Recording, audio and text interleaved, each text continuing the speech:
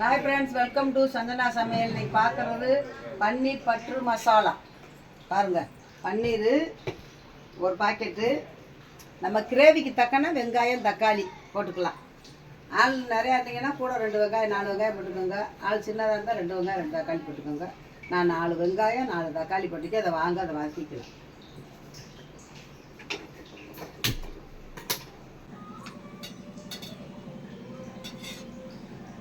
இப்போ வதக்கலாம் வெங்காயம் தக்காளி.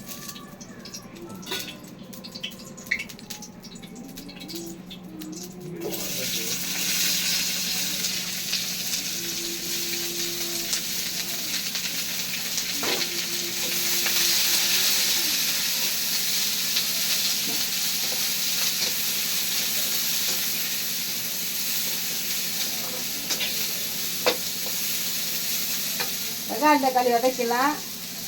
கொஞ்சம் பாதாமும் முந்திரியும் அரைச்சிக்கலாம். முந்திரி பருப்பு இல்லைன்னா பாதாம் பருப்பு போட்டுக்கலாம்.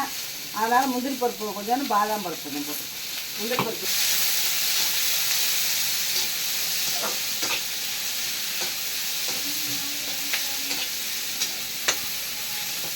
நல்லா வெங்காயம் வதங்கியாச்சு. இப்போ தக்காளி போட்டுக்கலாம்.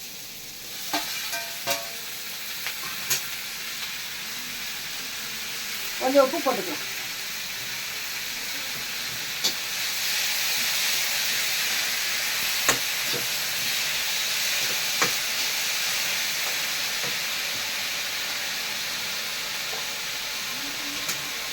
இது மட்டும் அரைப்படாது, அதனால கொஞ்சோன்னு இஞ்சி பூண்டு பேஸ்ட்டோட அதோட போட்டுக்கிறோம்.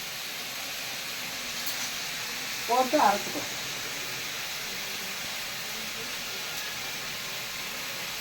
பாதாம் முந்திரி கொஞ்சமாக போடுறோம்ல, அதனால. ஆமாம், கொஞ்சம் இஞ்சி பூண்டு போட்டோம்னா எல்லாம் அரைப்பட்டுரும்.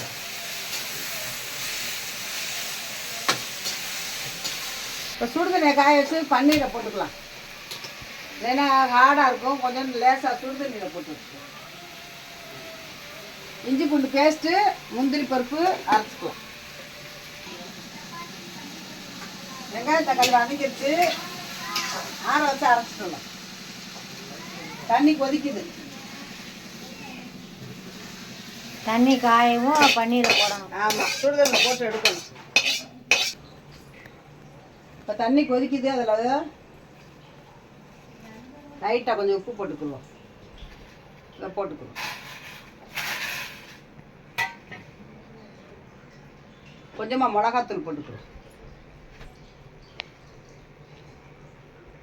அப்போ தான் நல்லா உப்பு உரப்பு காரம் அதில் சேரும்.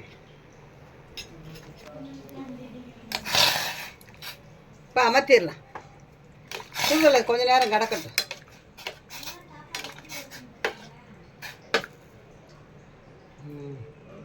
தண்ணி கொதிக்கவும் பன்னீரை போட்டு உப்பு மிளகாப்பொடி போட்டு கொஞ்ச நேரம் அதிலே ஊறட்டும். இப்போ அரைச்சிக்கலாம். ஆற வச்சாச்சு. அரைச்சிக்கலாம்.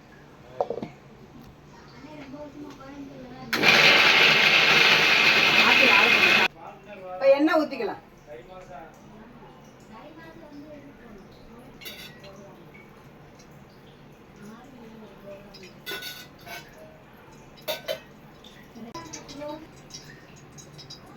இஞ்சி பூண்டு பேஸ்ட்டு, முந்திரி பருப்பு அரைச்சோம்னா அந்த பேஸ்ட் அதை போட்டுக்கலாம். எண்ணெய் ஊற்றி அதில். ஆமாம்,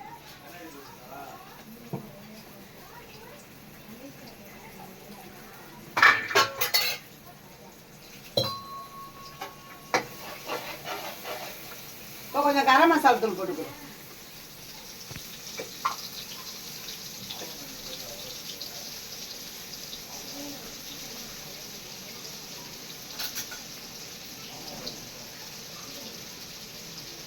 கொஞ்சம் கரம் மசாலா தூள்.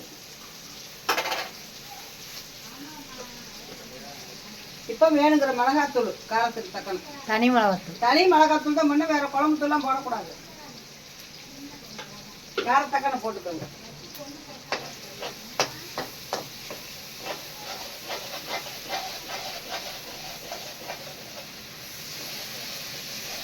அது என்னது? தண்ணி இது கழுவுங்க. இந்த பாருங்க, இதை போட்டுக்கணும். முந்திரி பருப்பு அரைச்சது, கரம் மசாலா தூள், தனி மிளகாத்தூள், பச்சை வாசம் போது வதக்கிக்கணும். இப்போ இந்த தக்காளி அரைச்சி அதை போட்டுக்கிறோம்.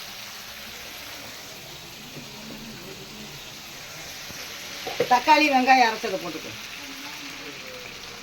இதுக்கு வேறு மசாலே ஒன்றும் கிடையாது தான்.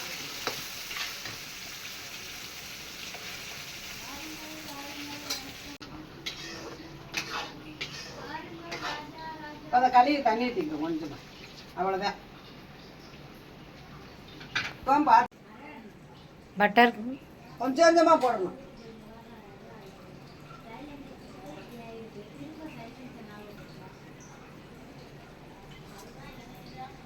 அதான் பன்னீர் பட்டர் மசாலா. கொஞ்சம் கொஞ்சமாக போடணும். போட்டு உள்ள வச்சுட்டு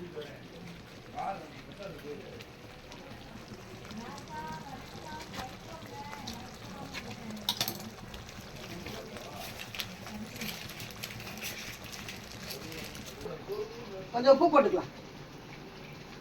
கிரேவி தக்காளி போட்டுக்கலாம். இப்போ மூடி வைப்போம்.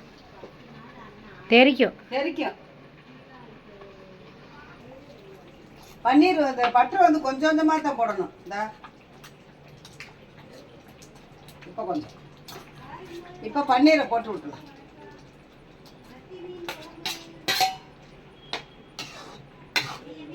கொஞ்சம் கொதிக்கவும் அப்புறம் போடணும். ஆமாம், கொதிக்கவும் போடணும்.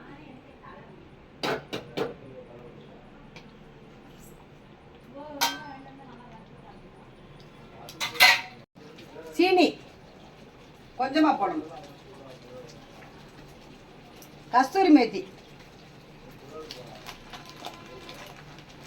இதுக்கு வாசமே கஸ்தூரி மேத்தி தான். இப்போ கஸ்தூரி போட்டு 10 நிமிஷமாக மூடி வச்சுருவோம். கஸ்தூரி மேத்தி கையில் நசுக்கி தான் விடணும். இது பன்னீர் பட்டர் மசாலுக்கு இதுதான் போடணும் மெயின்.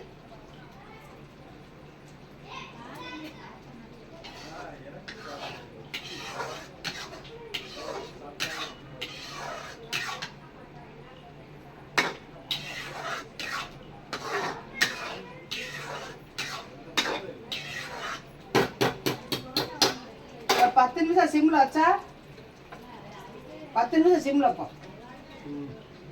பன்னீர் பட்டர் மசாலா ரெடி. அவ்வளோதான். இன்னொரு 5 நிமிஷத்தில் அவ்வளோதான் ரெடி ஆகிடும். இப்போ வாங்க பார்க்கலாம். 10 நிமிஷம் ஆயிடுச்சு. இதா வருங்க, பன்னீர் பட்டர் மசாலா ரெடி. கொஞ்சோண்டு அதில் பட்டரை போட்டுருவோம். இறக்கப்பையில் கொஞ்சம் பட்டரு அப்படியே மெல்ட் ஆயிடும். அவ்வளோதான்.